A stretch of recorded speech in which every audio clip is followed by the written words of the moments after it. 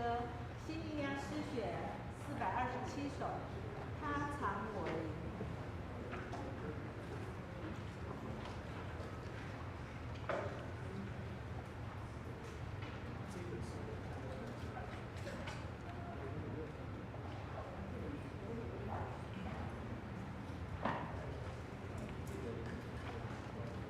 新力量诗选427首。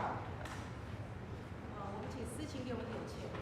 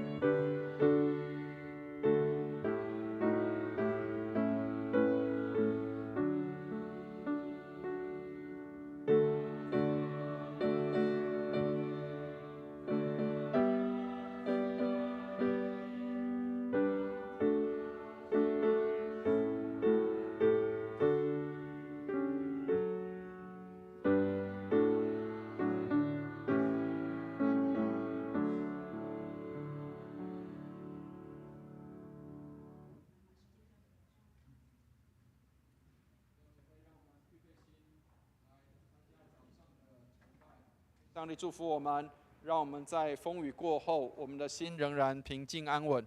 愿上帝带领我们。刚刚的这两首诗歌是同一个作者他是一个眼盲的一个诗人，但是他的心比任何人都光明，因为有主在他的心里面。愿上帝帮助我们，让上帝的真光进到我们的心中。愿上帝来带领，让我们一起来祷告。慈悲爱我们的天父，感谢你施恩带领我们，让我们今天早上能够到你的圣殿来敬拜你，来侍奉你。愿你恩待我们，坚固我们的信心，靠你而得的喜乐是我们的力量，带领我们在风雨过后，我们的信心仍然坚定，我们的心仍然安稳，我们的心仍然能够站立在你的面前。愿你恩待我们，带领我们今天早上的崇拜，从头到末了，你的恩都与我们同在。所有的设备器械都为你所使用，所有一切的安排都按照你的顺序而行。感谢你的垂听我们的祷告，愿荣耀归给主，奉耶稣基督的圣名，阿们。弟兄姐妹，让我们预备心来参加早上的崇拜。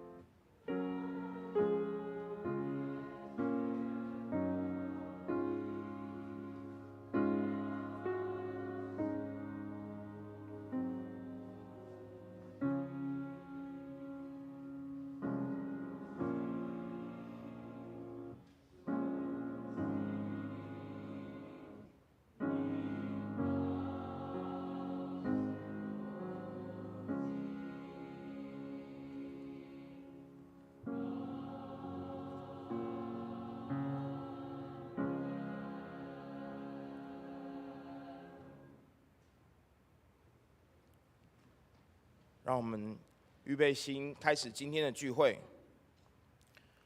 他又领我到宽阔之处，他就把我因他喜悦我。耶和华按着我的公义报答我，按着我手中的清洁赏赐我。让我们一起低头祷告。现在天父，在你今日的圣日，我们齐心在你的殿中仰望赞美你。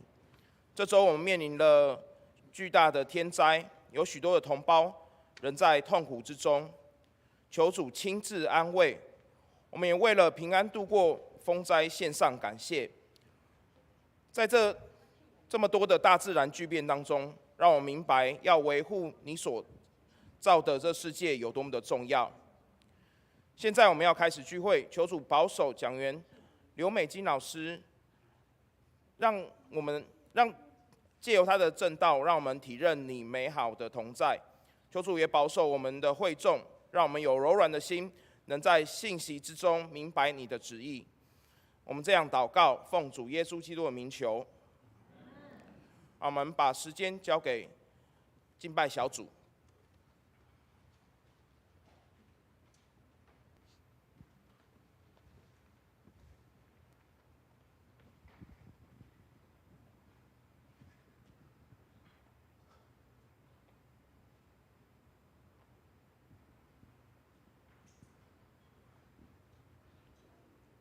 亲爱的弟兄姐妹们，平安！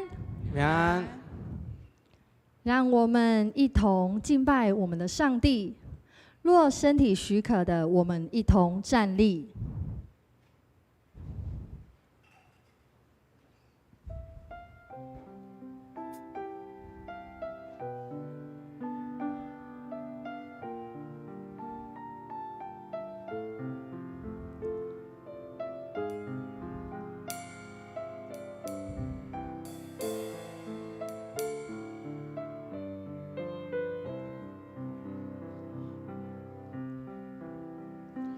我的心里要称颂耶和华，不可忘记他的恩惠。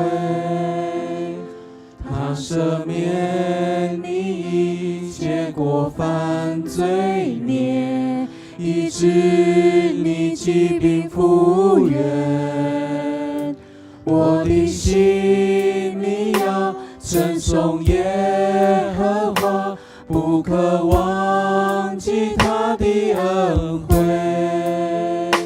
他以仁爱慈悲为你冠冕，为受屈的人伸冤。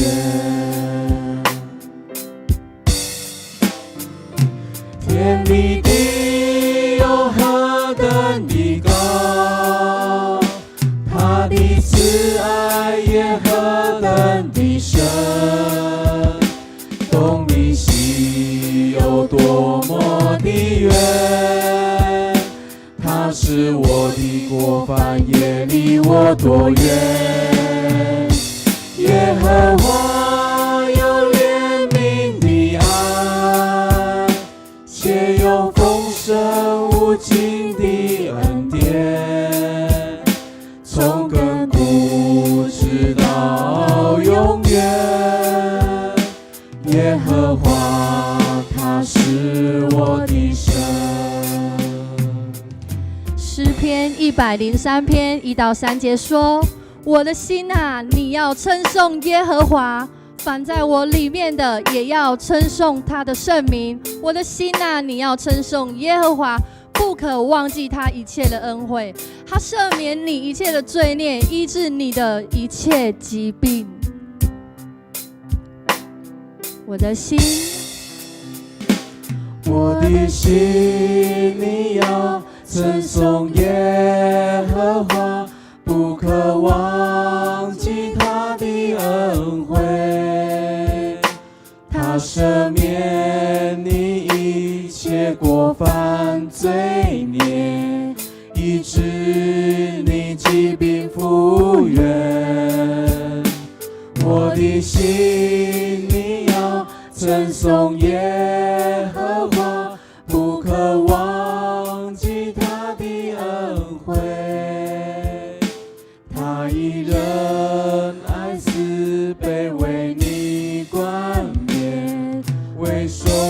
与的人深渊。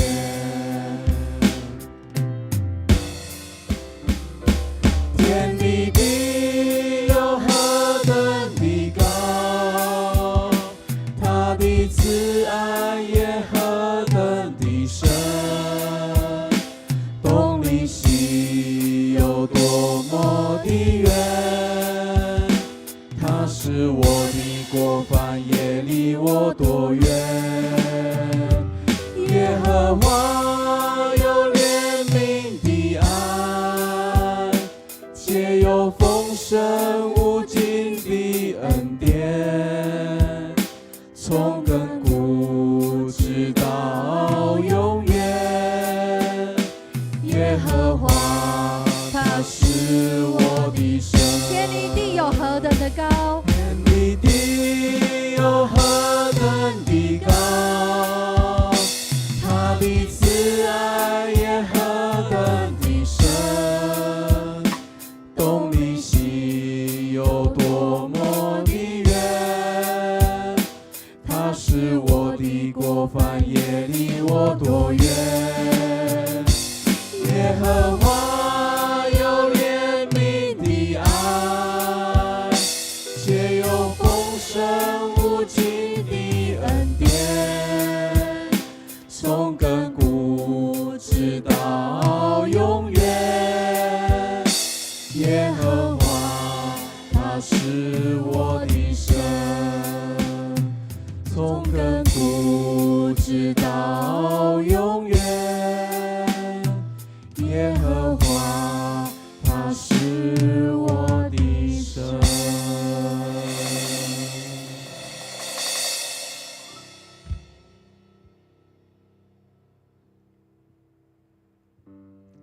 感谢主，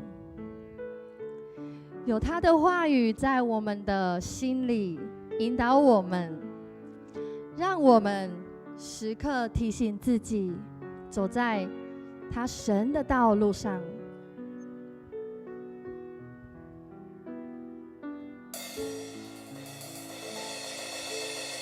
我将你的话语深藏在我心，免得我得罪你，免得我远离。主啊，与我亲近，我爱你声音，做我脚前的灯，做我路上的光。天地将要过去，你的话却长存。天地将毁坏，你的话却长新。我将你的话语深藏在我心，免得我得罪你，免得我远离。主啊，与我亲近，我爱你声音，做我脚前的灯，做我路上的光。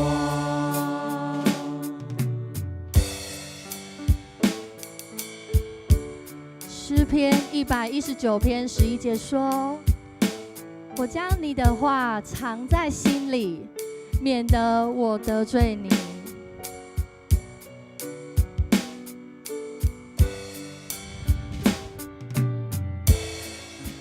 我将你的话语，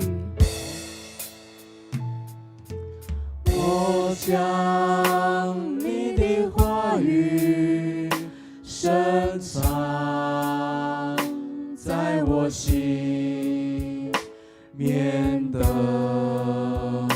我得罪你，免得我远离。主啊，与我亲近，我爱你声音，做我脚前的灯，做我路上的光。天地将要过去，你的话却长存。天地将毁坏，你的话却长新。我将你的话语深藏在我心，免得我得罪你，免得我远离。主啊，与我亲近，我爱你声音，做我脚前的灯，做我路上的光。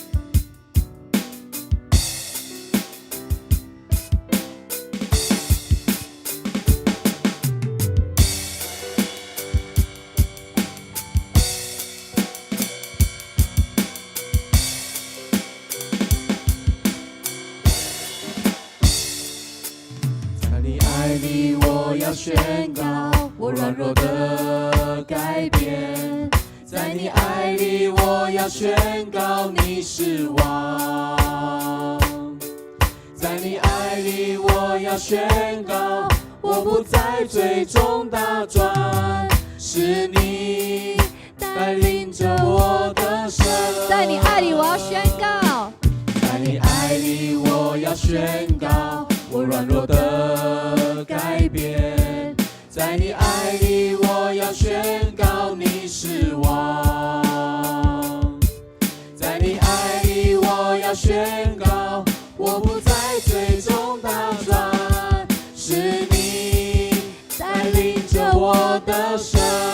靠着耶稣得胜，靠着耶稣的胜，靠着耶稣的胜，总是神要靠着主爱去的胜，靠着耶稣的胜，靠着耶稣的胜，不必惧怕挫败，甚至主恩更广阔，是你带领着我的生。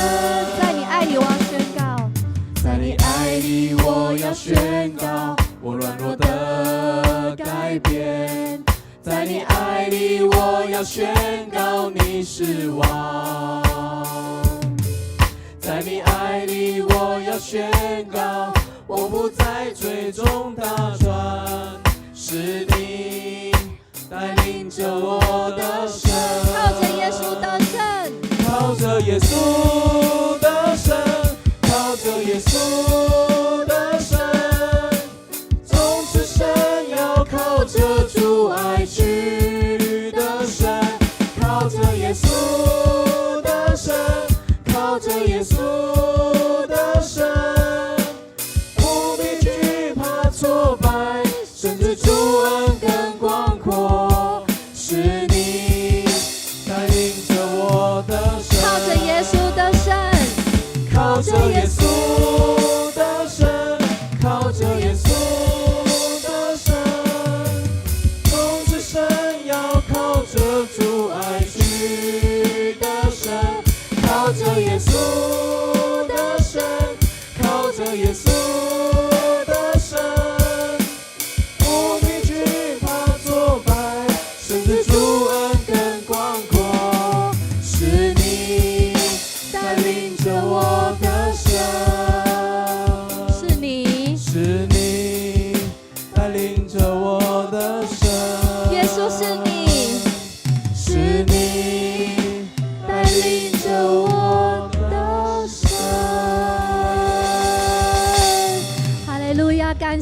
我们将掌声归于上帝，哈利路亚。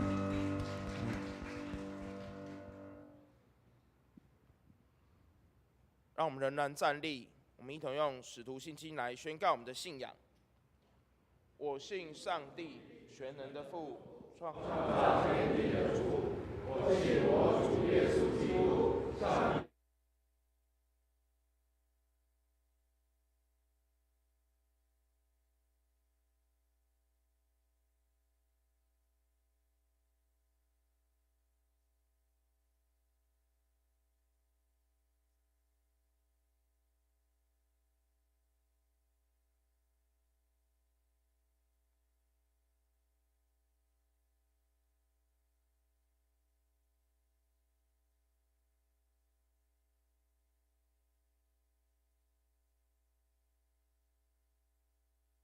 我信身体复活，我信永生，阿们。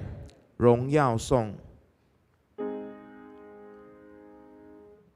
但愿荣耀归于父子圣灵，父子圣灵。起初这样，现在这样，以后也这样，永无穷尽。阿们，阿们。会众请坐。让我们翻开今天的起应文，在诗篇的第14篇，由我念单数节，弟兄姐妹念黄色章节。诗篇第14篇，愚顽人心里说没有上帝，行了可憎恶的事。耶和华从天上垂看世人，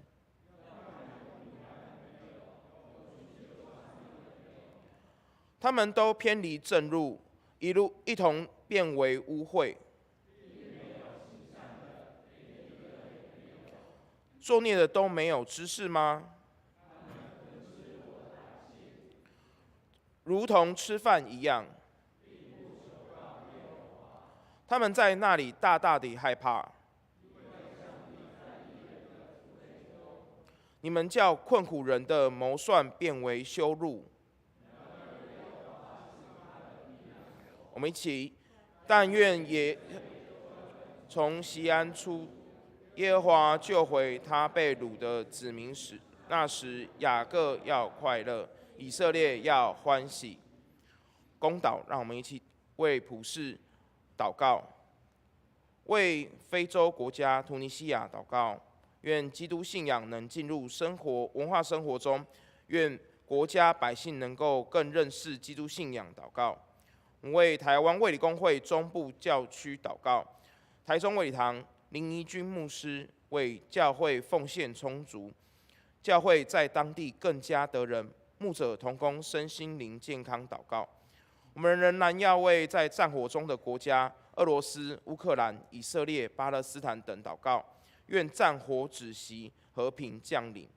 我们为青年学子进入暑假及预备各样证照、国家考试等，愿主看顾有好的作息规划、体力及智慧带导，愿假期中出入平安。我们用主祷文来祷告：我们在天上的父，愿人都尊你的名为圣，愿你的国降临，愿你的旨意行在地上，如同行在天上。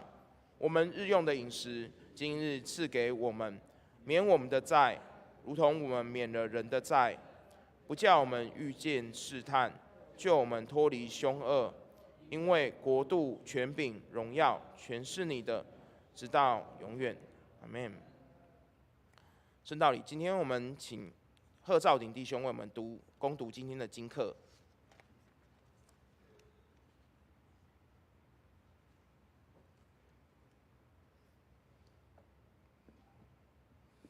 经课第一处在撒母耳记下第11章1到15节，教会旧约圣经309页。撒母耳记下第11章1到15节，教会圣经旧约309页。过了1年，到列王出战的时候，大卫又差派约押率领臣仆和以色列众人出战，他们就打败亚扪人，围攻拉巴。大卫仍住在耶路撒冷。一日太阳平西，大卫从床上起来，在王宫的平顶上游行，看见一个妇人沐浴，容貌甚美。大卫就差人打听那妇人是谁。有人说她是以莲的女儿，赫人乌利亚的妻拔示巴。大卫差人去将妇人接来，那时她的月经才得洁净。她来了，大卫与她同房，她就回家去了。于是她怀了孕，打发人去告诉大卫说：“我怀了孕。”大卫差人到约押那里说：“你打发赫人乌利亚到我这里来。”约押就打发乌利亚去见大卫。乌利亚来了，大卫问约押好，也问兵好，又问征战的事怎样。大卫对乌利亚说：“你回家去洗洗脚吧。”乌利亚出了王宫，随后王送他一份食物。乌利亚却和他主人的仆人一同睡在宫门外，没有回家去。有人告诉大卫说，乌利亚没有回家去。大卫就问乌利亚说：“你从远路上来，为什么不回家去呢？”乌利亚对大卫说：“约柜和以色列与犹大兵都住在棚里，我主约押和我主的仆人都在田野安营，我岂可回家吃喝，与妻子同寝呢？我敢在王面前起誓，我绝不行这事。”大卫吩咐乌利亚说：“你今日仍住在这里，明日我打发你去。”于是乌利亚那日和次日住在耶路撒冷。大卫招了乌利亚来，叫他在自己面前吃喝，使他喝醉。到了晚上，乌利亚出去与他主的仆人一同住宿，还没有回到家里去。次日早晨，大卫写信与约押，交乌利亚随手带去。信内说，要派乌利亚前进，到正是极险之处，你们便退后，使他被杀。经课第二处在以弗所书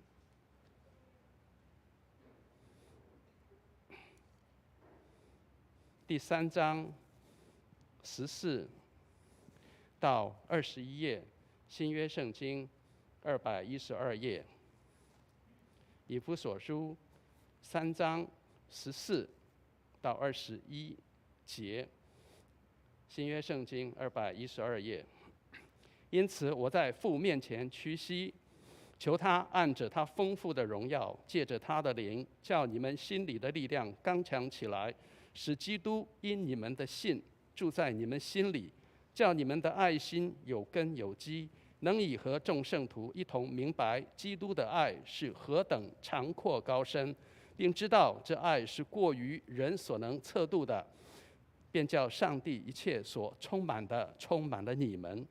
上帝能照着运行在我们心里的大力，充充足足地成就一切，超过我们所求所想的。但愿他在教会中，并在基督耶稣里得着荣耀，直到世世代代，永永远远。阿们。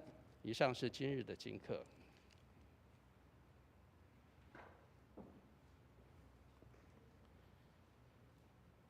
今天的经文是诗篇第127篇1至5节，在旧约圣经的第657页，由我来攻读。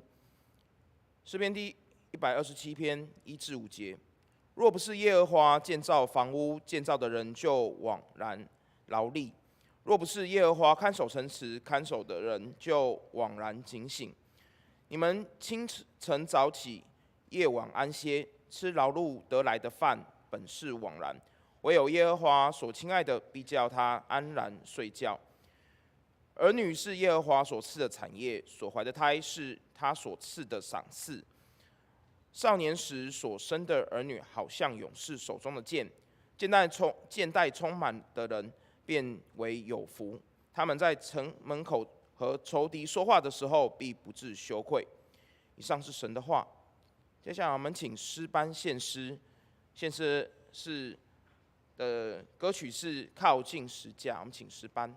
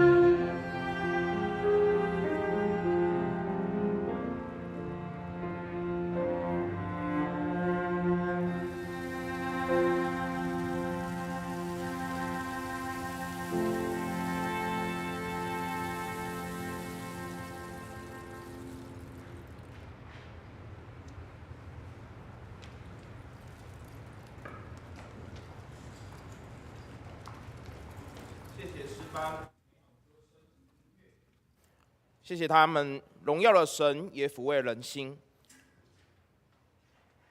接下来我们今天很高兴邀请到灵命日良的刘美金老师为我们证道，证道的题目是若非有神。让我们欢迎刘老师，谢谢。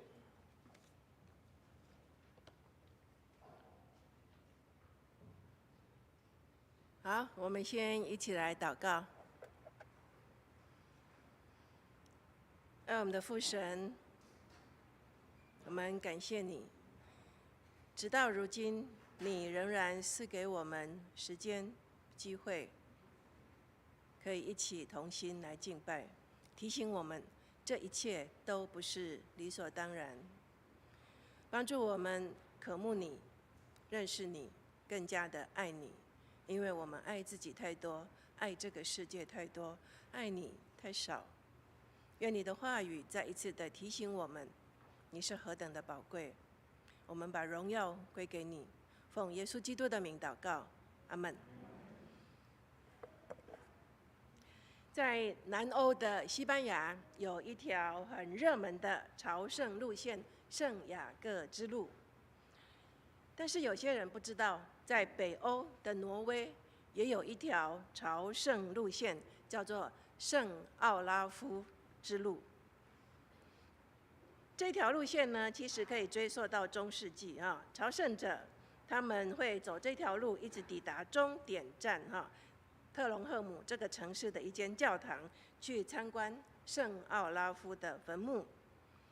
这条路线很少被提及呢，是因为16世纪的宗教改革之后，挪威跟瑞典他们就开始禁止朝圣的活动，所以长久以来所盛行的圣徒崇拜的习俗呢，也就逐渐消失了。但是呢，近年来有一些有心之士努力想要让这一项朝圣的传统再复苏，所以呢，他们就陆续的投入了这一条路程当中的标志，树立一些标志维护还有推广的工作。朝圣者呢，他们会走上这一条路线，它从东边的波罗的海一直呢往西延伸到大西洋。从瑞典的席兰尔这个城市呢，连接到挪威的特隆赫姆，整条路线呢长达600公里。如果你用徒步的走路，大概需要1个月的时间。途中呢，你会经过广大的森林、湖泊、村庄，还有一些历史的遗迹。路面呢，你可能会经过碎石子路、柏油路，还有一些林间小径。维京国王奥拉夫，他在1030年从俄国回到挪威的时候，他就是走着这一条路线，所以呢，只有这条路线冠上他的名称。朝圣的意义呢，主要是指一种寻求宗教或者是灵性体验的行为，通常会涉及前往特定的地点去朝圣，比如说，基督徒会前往耶路撒冷，天主教徒呢会到梵蒂冈，穆斯林呢会前往麦加。朝圣者期待展开心灵的旅程，这种行为其实在不同的宗教还有信仰体系中呢都存在。朝圣之路呢，往往被比喻为人生的路程。朝圣的意义呢，也可能会扩展到寻求个人成长、内在平静，或者是思考生命的意义。诗篇的120篇到134篇，总共有15篇。这15篇呢，统称为上行之诗，或者是朝圣之歌、升阶之歌。根据出埃及记的23章14到17节，还有申命记的16章16节的规定，以色列人呢，他们每一年要在除酵节、七七节、住棚节这3个最大的节期，前往耶路撒冷去朝见上帝。虽然以色列不是一个领土范围很广大的国家，可是对他们来讲，1年3次要旅行到耶路撒冷，仍然是一个充满挑战的要求，因为他们必须要暂时离开家庭、农场还有工作，居住在遥远地区的人呢，可能要花费几天的时间才可以完成整趟的行程。朝圣者他们会走过干旱的山谷，还有炎热的旷野，他们朝向建立在耶路撒冷山上的建立在山上的耶路撒冷城前行。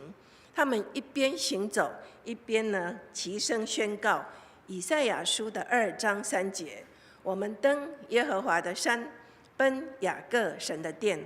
还有呢诗篇122篇1节：我们往耶和华的殿去，我就欢喜。上行之诗呢，阐明上帝的赐福，整个国家的人民聚集在一起，承认他们是属于上帝的子民。他们围绕在国王的身边，承认上帝赐给他们一个王。他们聚集在圣殿，领受上帝的祭司所给他们的祝福，知道有一位上帝，有一种特别的赐福。在以色列的身份跟他们的经历中，这个是非常戏剧性、关键性的一个时刻。上行之诗呢，不仅刻画了敬拜者的心路历程，也勾勒那个时代的敬拜礼仪。他们在节期的时刻呢，颂赞一首又一首的朝圣之歌。根据今天的经文呢，我们可以共同思索3件事。第一件事，人的努力实在枉然。127篇呢，不仅庆祝身为上帝的子民，也表达他们与上帝同在，并且呢，与彼此同在的事实。诗篇里面有2首诗是所罗门所写的，一篇是72篇，一篇是我们今天所读的127篇。对所罗门来讲，无论上帝的国王拥有多么强大的力量、财富、荣耀、成就，这一切都是从上帝而来。1到2节呢，描绘了一幅很美丽的图画。若不是耶和华建造房屋，建造的人就枉然劳力；若不是耶和华看守城池，看守的人就枉然警醒。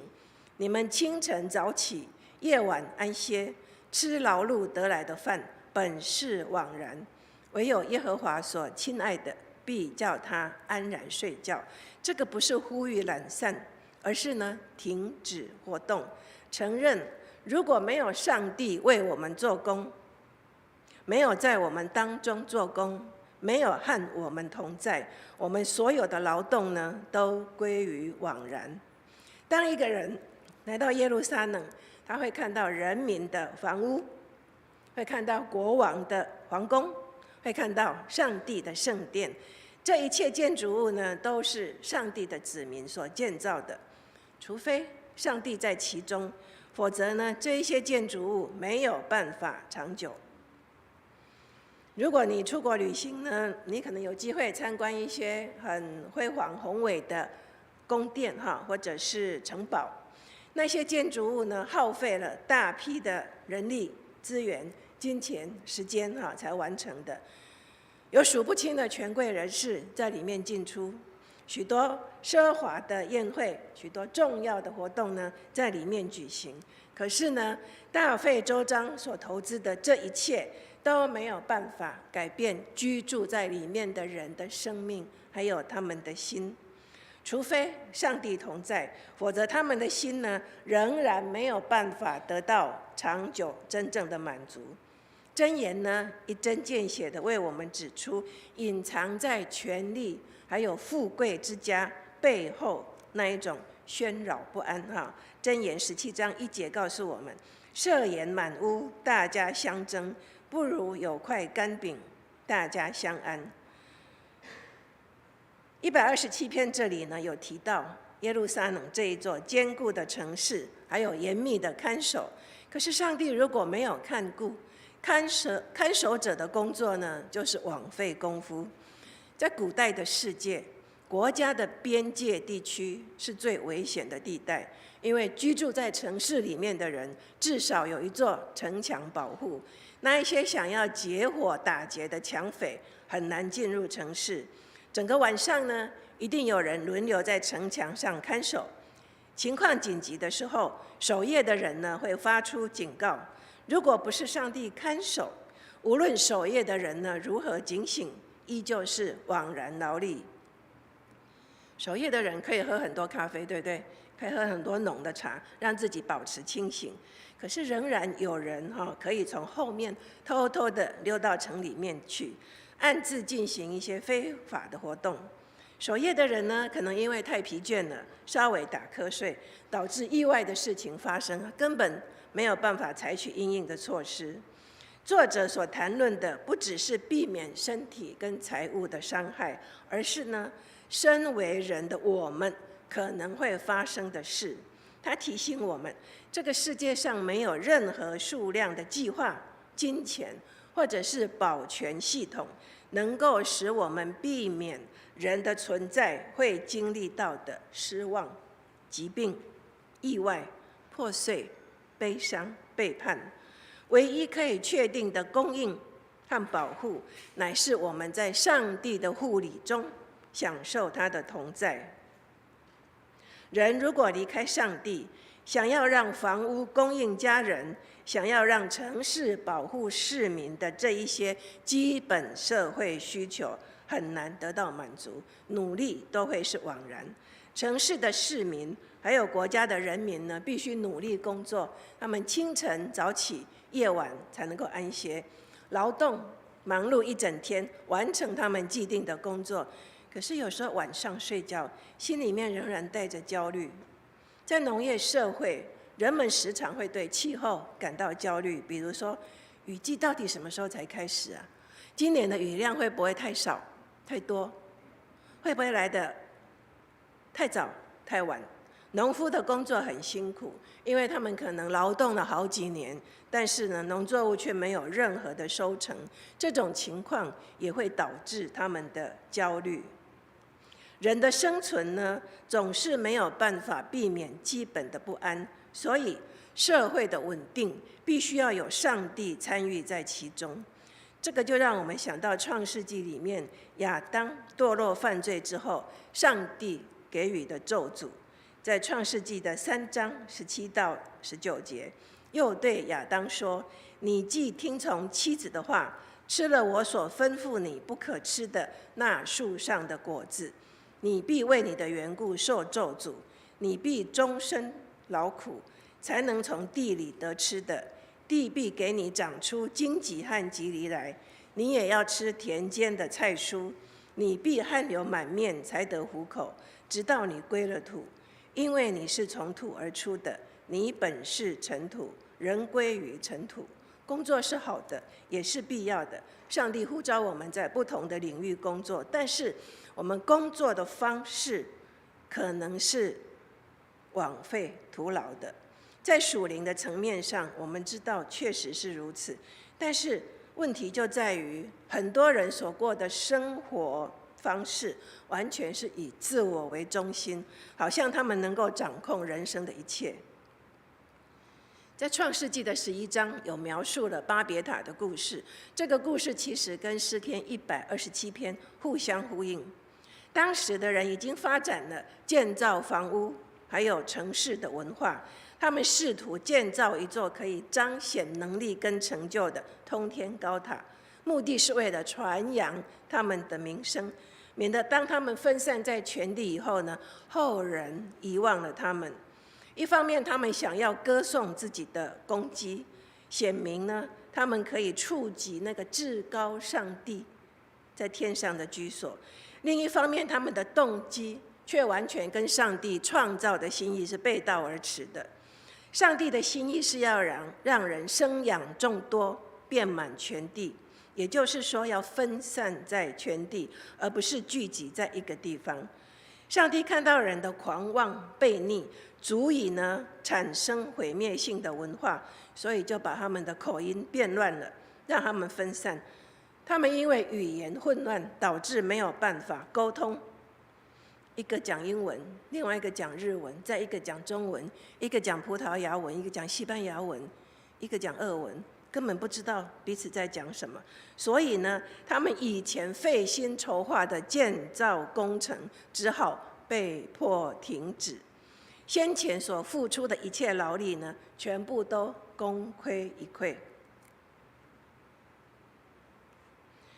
事实上呢，作者指出了这个经文最真实、最丰富的含义。如果没有上帝在其中，人费心供应的一切没有办法带来真正的满足，人努力建造的一切没有办法持续到永远。那么我们要如何用正确的态度看待我们的工作跟服事，以及我们在各种关系中所付出的努力，不至于让一切的劳苦变成枉然空虚呢？我们要共同思索的第二件事，神的同在产生意义。作者告白，他们可以在上帝里面得到信心，他们可以在上帝里面找到赐福。很有趣的是，这段经文的中间出现了一句：唯有耶和华所亲爱的，必叫他安然睡觉。上帝赐给我们许多美好的事物，其中之一就是安息，身心灵深度的安息。上帝的爱遍及所有人，他邀请我们把焦虑跟重担放在他的手中，享受他所赐予我们的安息还有恩典。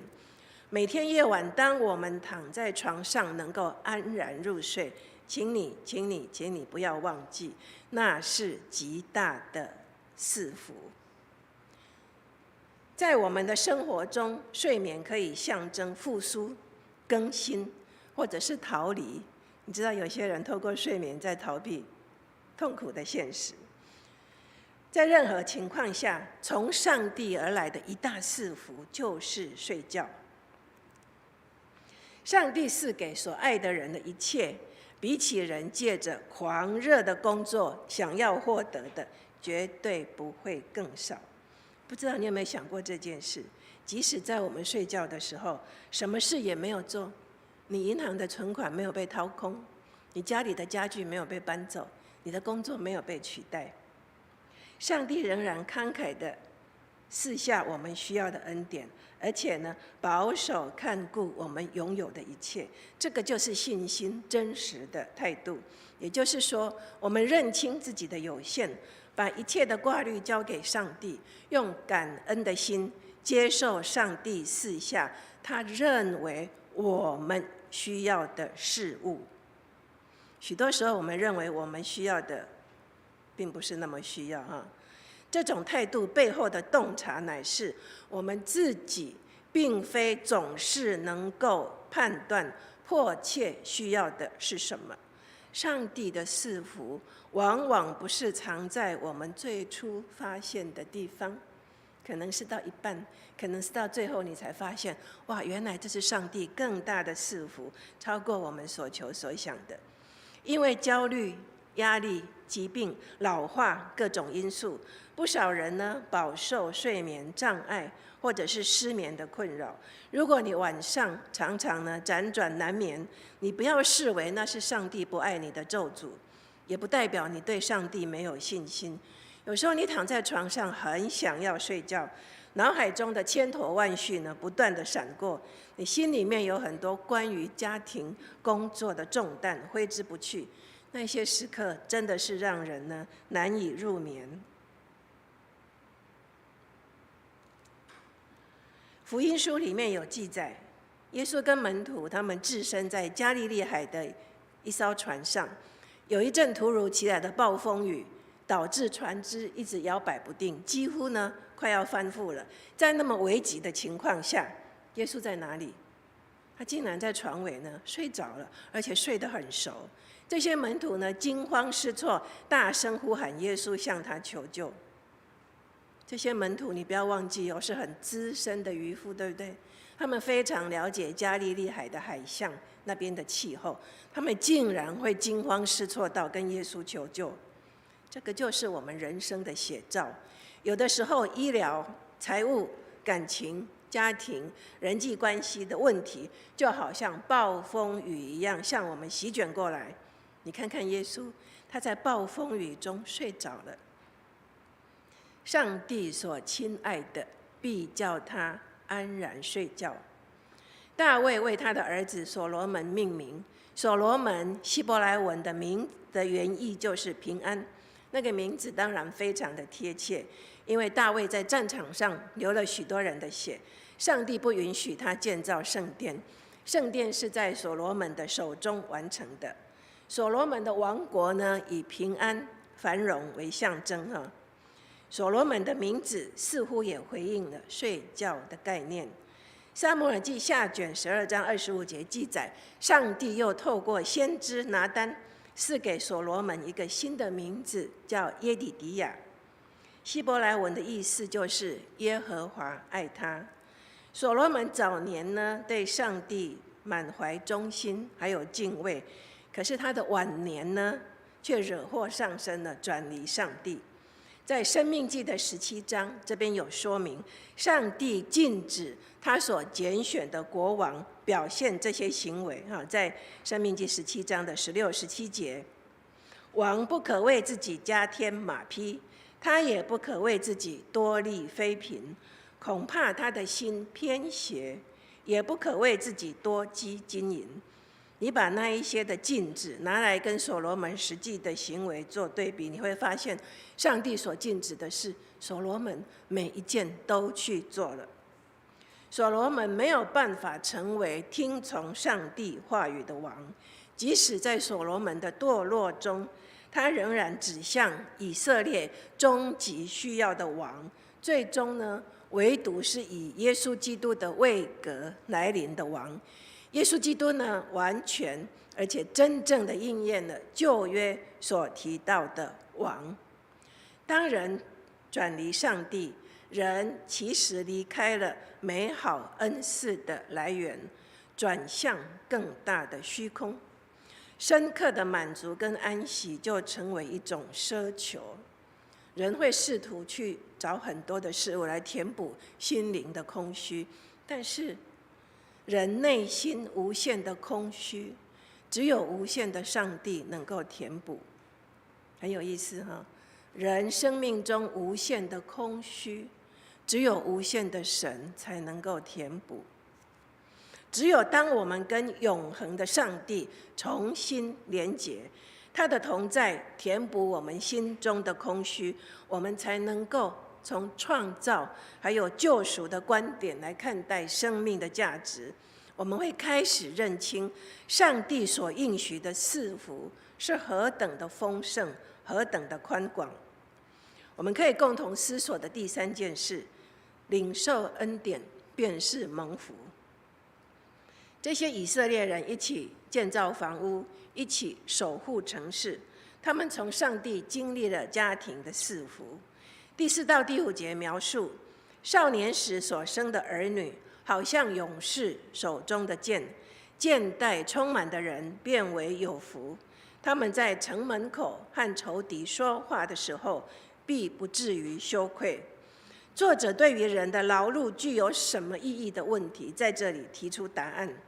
借着养儿育女，人能够发挥延续生命意义的潜能，它的影响不需要被局限在他自己所生活的时空范畴。儿女是上帝所赐的产业，产业在旧约往往用来指应许的迦南地，那是上帝按照他的心意分配给以色列12支派的产业。上帝透过他的恩典和智慧，把儿女赐给世人的家庭，这是一个持久的恩赐，能够提供许多的福分，包括血统、社会、国家的延续。在以色列人的生活中，这个是至关重大的事。当他们等候弥赛亚来临的时候，他们的生活能够继续，他们的家庭能够继续。在农业社会中，儿女绝对是不可缺少的人力，他们要协助耕田、播种还有收割的工作，同时呢，在他们父母亲年老的时候照顾他们的生活。儿女是产业，不仅是一个感性的观察，这也是人生实质的赐福。我们不要忘记哦，在那个医疗设备还有卫生条件普遍都很匮乏的时代，孩子的死亡率是非常高的哦。在17世纪以前，许多家庭你知道吗？平均拥有10到15个孩子。10到15个，你现在很难想象哈。那个父母亲大概要叫孩子的名字，中间的可能都忘记了叫什么名字，因为太多了，对不对？早上出去玩，晚上有没有回来，他可能也搞不清楚哈。10到15个孩子很多哦，但是那个家庭里面或许只有2到3个孩子可以存活到成年，很多是夭折了，或者是生病死亡了。所以呢，一个农夫的妻子如果不幸死亡了，他留下几个嗷嗷待哺、很需要照顾的年幼孩子，你不用担心，这个农夫很快就会再婚。对，因为他没有办法一个人辛苦耕种，然后呢，一方面还要让他的孩子存活下去。所以对人们而言，儿女是存活的重要本质的一部分。儿女是父母箭袋中的箭，箭的功能呢，就是防卫敌人的攻击，还有保护自己的性命。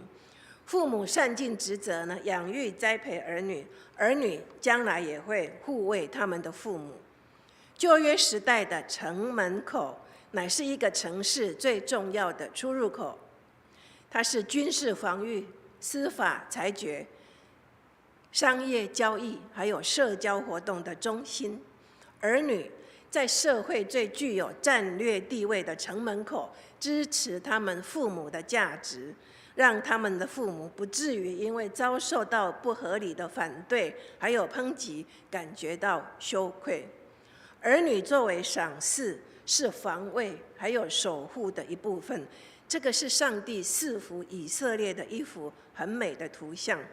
上帝赐福以色列人的工作、城市还有家庭，既有政治也有属灵的含义。儿女是上帝给父母的赐福。那么结婚多年却一直没有办法生育的夫妻，或者是单身没有结婚的人，他们都没有儿女啊。难道这些家庭都没有得到上帝的赐福吗？夜晚躺在床上辗转反侧，没有办法睡觉的人，他们难道没有得到上帝的看顾和赐福吗？他们到底做错了什么事，或者是得罪上帝吗？我提出这个问题是要提醒大家，当我们阅读圣经的时候，请注意，我们必须要根据圣经的文本来诠释经文。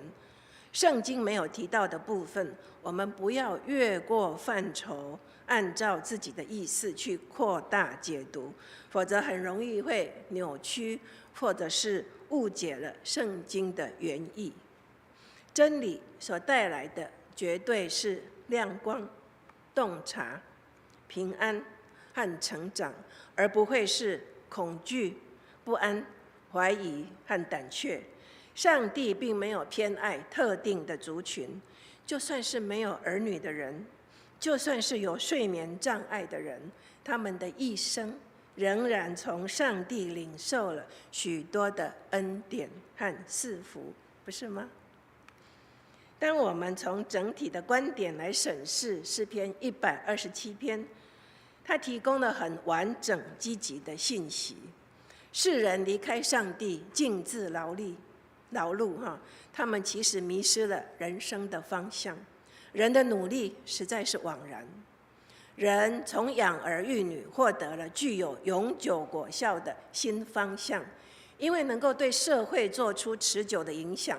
这种美好的前景让他们枉然劳力的痛苦得到了疏解。上帝的同在让一切产生了意义。我们每天都在领受恩典，属于我们的时间，属于我们的生命，也是属于上帝的。不要忘了这件事，我们的生命跟时间也是属于上帝的。无论是阳光灿烂，或者是阴雨绵绵的时刻，我们为领受的大大小小的恩典献上感恩赞美。这个就是蒙福的人在生命当中所显露出来的记号。好，我今天是代表黎明热良事工跟大家请安。谢谢大家过去对黎明日粮的奉献、支持还有关心哈。我知道荣光堂教会使用了很多黎明日粮的一些教材，可能很多人会拿来做灵修的这一些灵修的时候所使用的。希望大家能够继续在金钱上支持黎明日粮的事工，或者是大家想到的时候为这个事工祷告。当我们在金钱在祷告上这样子奉献上我们的心意，我们其实在参与上帝国度的事工，我们也参与在传福音的工作，这是非常有意义的，上帝必然会纪念。接下来我放一段介绍的影片给大家看。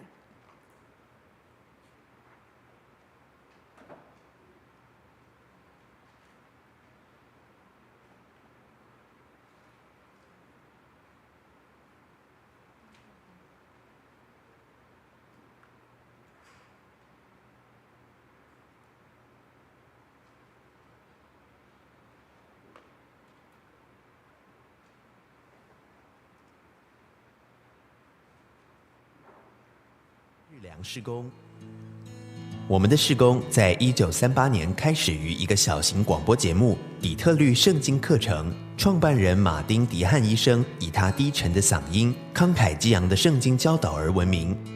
到了1941年，广播节目扩展至密西根州的大湍市，我们也改名为圣经广播协会。之后陆续出版的《灵命日粮》灵修教材，也获得了张伯斯结成线上的版权。到了1994年，因着事工迈入国际化而更改名称为 RBC Ministries， 推出英文网站，并且开始中文版灵命日粮，随后推出多语言版本的手机应用程式。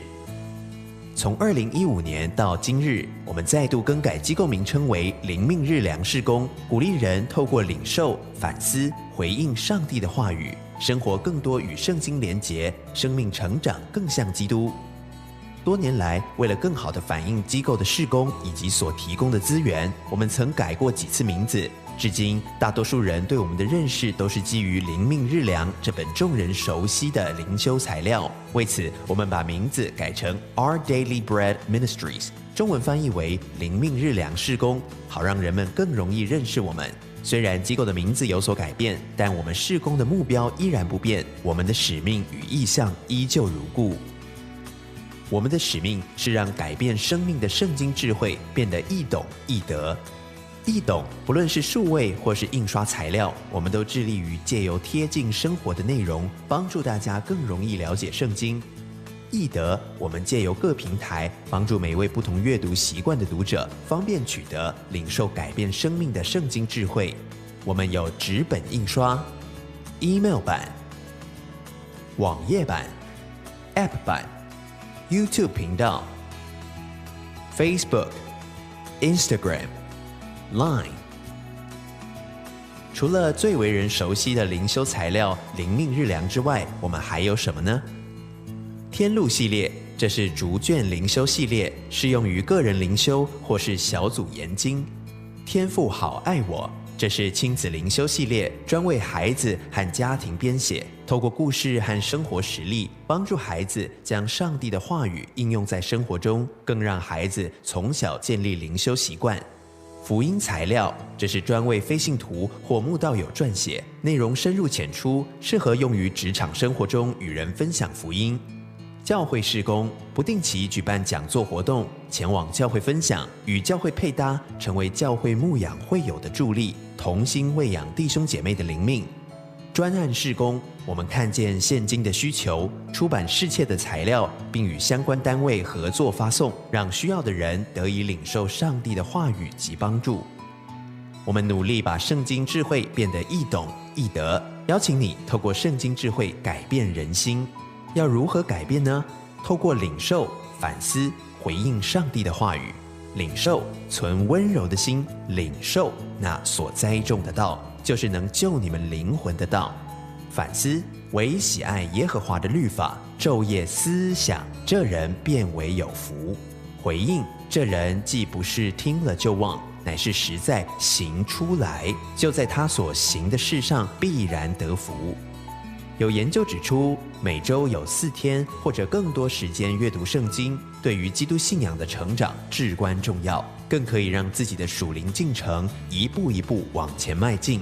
从第1阶段需要福音，第2阶段需要门徒训练，到第3阶段需要被激励，以至于到最后第4阶段门徒领袖，以基督为中心，奉献、服侍、传福音。透过属灵进程一步一步的迈进，你将与我们一同达成我们的意向，带领世人亲近耶稣，积极参与当地事工，生命成长更像基督。你不只是一位读者，你更是我们事工的重要伙伴。你可以怎么做呢？1. 使用我们的材料，透过订阅、阅读、与人分享，每日领受、反思、回应上帝的话语。2. 为我们奉献，以金钱实际支持我们的事工。3. 为我们祷告，用祷告让你跟我们一起与上帝同工。4. 成为我们的义工，支援邮件包装、翻译、校对、编辑等。邀请你与我们一起领受、反思、回应上帝的话语，生活与圣经连结，生命成长更像基督。灵命日粮事工。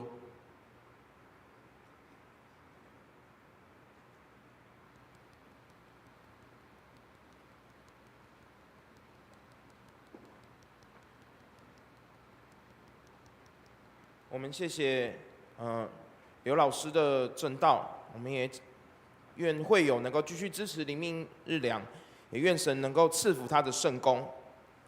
接下来我们回应诗歌，在新灵粮诗选第427首，他藏我灵，请会众起立。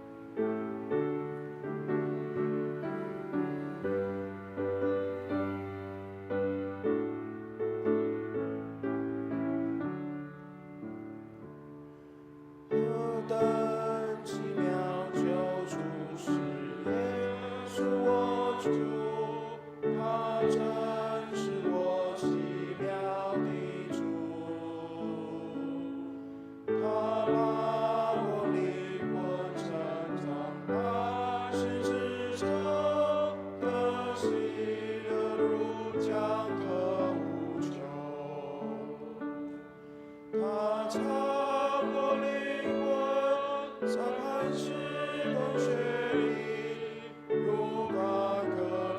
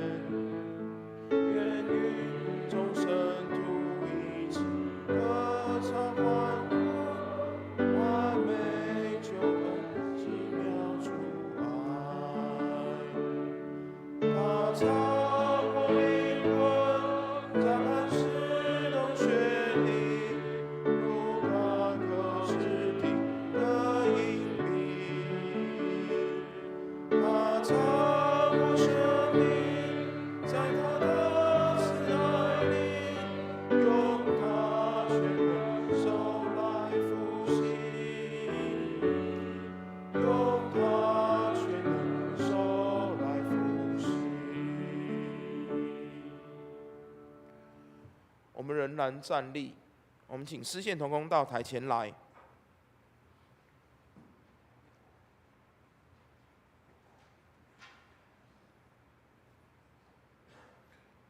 我们一起低头做奉献的祷告。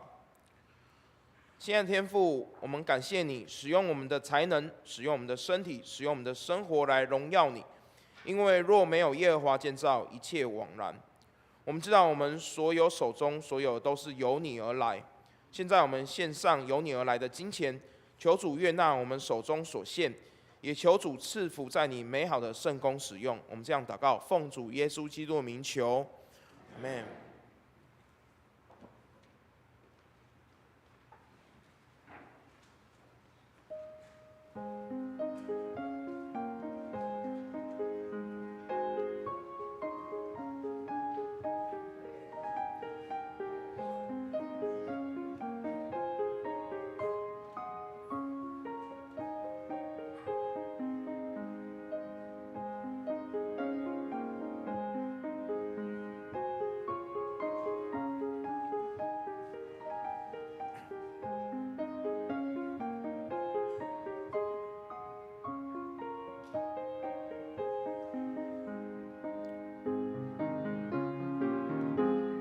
会众请起立。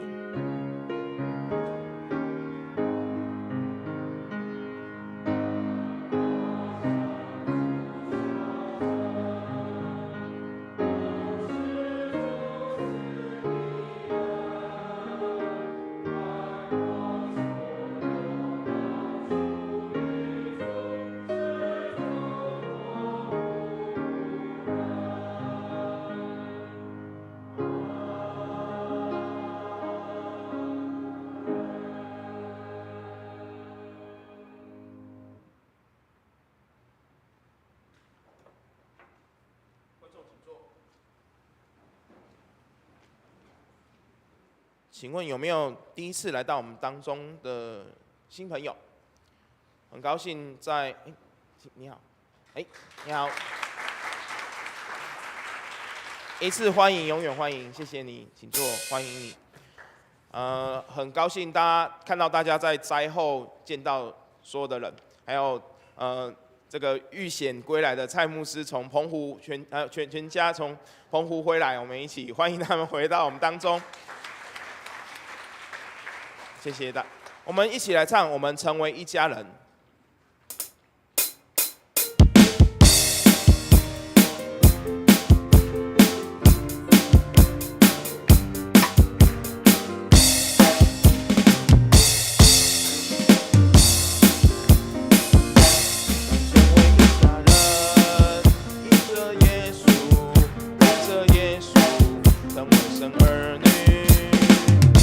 我们成为一家人，因着耶稣。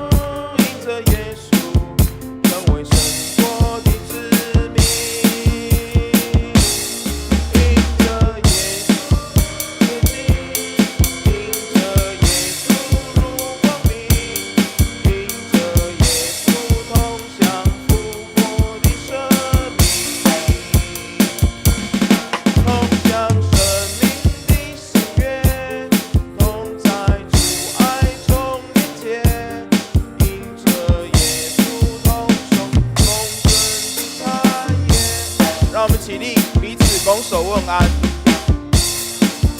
因着耶稣，因着耶稣。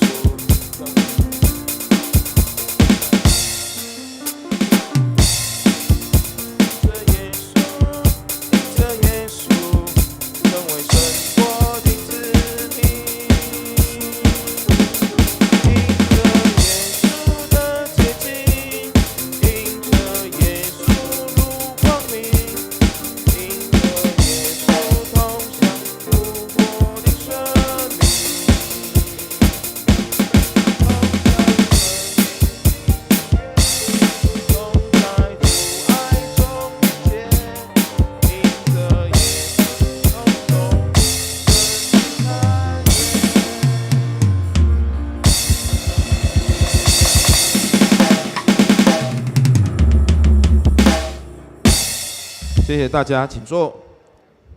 接下来教会消息，我们再次谢谢灵命日粮的刘美金老师在台语堂及华语堂的正道，愿上帝祝福灵命日粮事工及请为灵命日粮的弟兄姐妹代祷奉献。下周8月份圣餐主日是刚好是父亲节主日，请弟兄姐妹预备心参加。主日后11点45有小组长会议会另行通知。12点半会在201教室有执事的会议，请相关同工留步。目前暑假到了，为了让孩子有个兼顾学习、运动、休闲的场所，教会特别开放了6楼，规划了阅览室、K 书中心及运动休憩的地方哈，有乒乓球桌及益智桌游场地，鼓励家中的儿童青少年邀请同学朋友一起来体验教会不一样的美好暑假。那开放时间从即日起一直到每周1、2、5的下午2点到4点半，及每周3、4、6的9点到11点半哈。那么详细的话可以请洽公布栏，及我们目前周报里面都有这一章，就是一个桌游简介，那请大家参阅。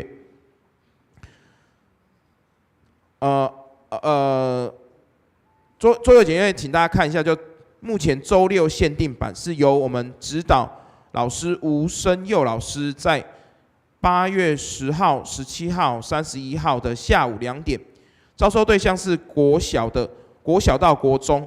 那在本堂的6楼活动室活动免费参加。教会的7月到8月推动全程的免费暑期读经课程，请欢迎大家参加。第一个 A 项在每周6上午的9点半到11点半有台语的读经班，马可福音。那另外一组呢是在每周5晚上7点到8点线上的LINE群组读经分享，是题目是灵命成长的52个好习惯。再来是第6点，卫理神学院延伸班教会通识课程，由刘清前牧师开课的在下学期的9月20号周5晚上已经开课了，要准备预备开课了哈。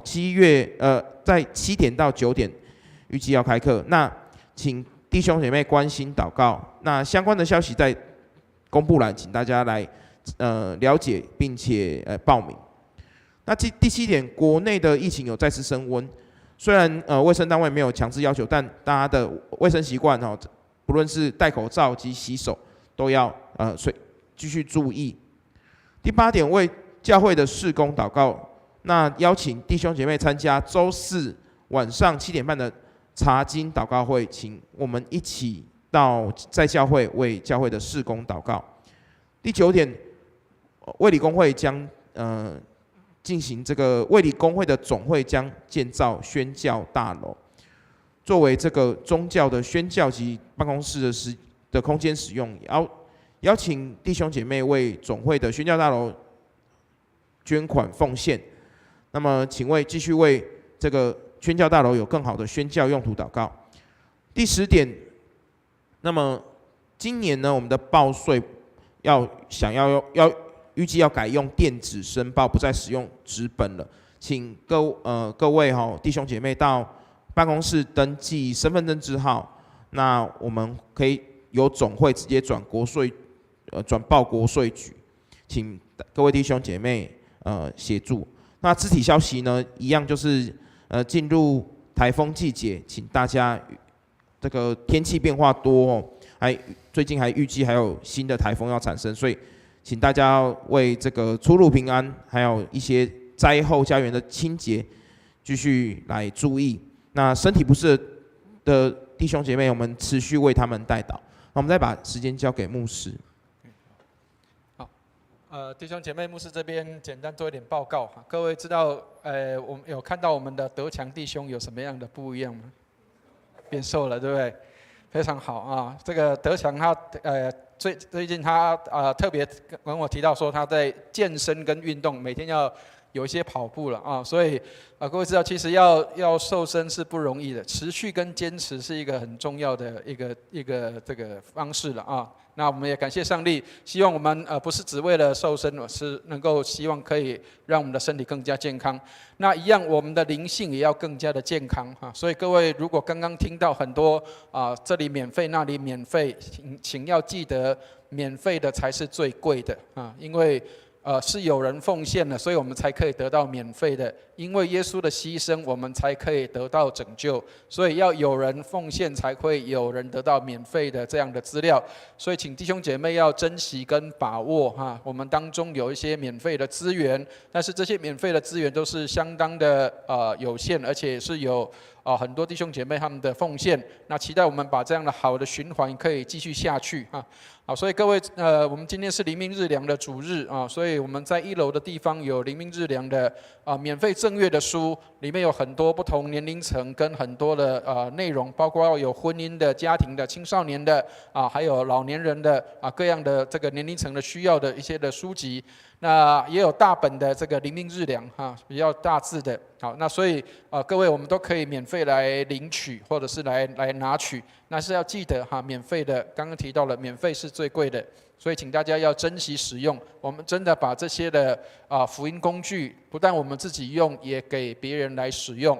好，那除了灵命日粮的材料部分以外，教会也有很多免费的资源，包括刚刚有特别提到桌游的部分，我们有请到桌游的老师哈。那他这位老师他本来说他不到其他教会去服侍，那特别因为我们的办公室的邀请，那他愿意来到我们当中。那他也特别提到，如果家长要陪同也可以。所以如果我们当中的弟兄姐妹，如果你要陪你的孩子来，或者是你这段时间可以来，那也可以来学习这个桌游。那我们在8月的第2周就会开始了那请大家能够来好好把握，因为再过我们的暑假已经过一半了再过1个月就要开学，让我们可以在暑假当中也有更多好的学习。那当然刚刚提到了，操练是一件困难的事情每天要持续，那是最困难的。做一次是容易的，但是持续是困难的。所以期待我们把持续的灵修当作是我们的一个好习惯，让我们可以持续不断的能够在灵修生活上面能够稳定跟持续。有一天我们的灵魂的身形也会像这个我们的德强兄一样这样的漂亮跟美好。愿上帝来祝福，这样谢谢。因为我们一起在身体跟心灵上一同建造，请会众起立，我们唱3-1颂。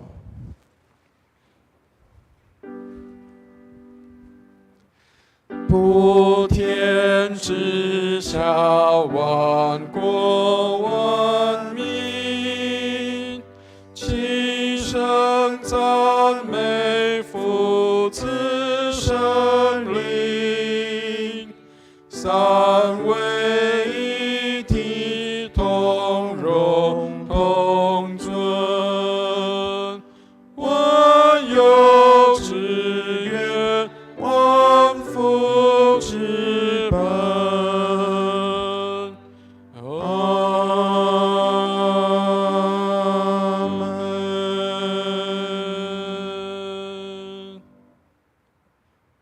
弟兄姐妹，我们一起来领受祝福。慈悲爱我们的天父，愿你将恩典从天上倾倒下来，祝福我们的弟兄姐妹，让我们的身心灵都强壮健康，领受上帝赐给我们大大的祝福，工作、生活、家庭都一切蒙恩。愿我主耶稣基督的恩惠、天父上帝的慈爱、圣灵的感动与交通，常与我们众人同在，从今时直到永永远远。阿们。阿门颂。阿门。阿门。阿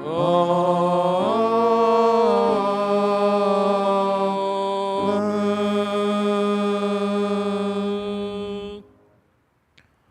请坐，殿乐。在殿乐中，请为今天肢体消息跟教会事工代祷。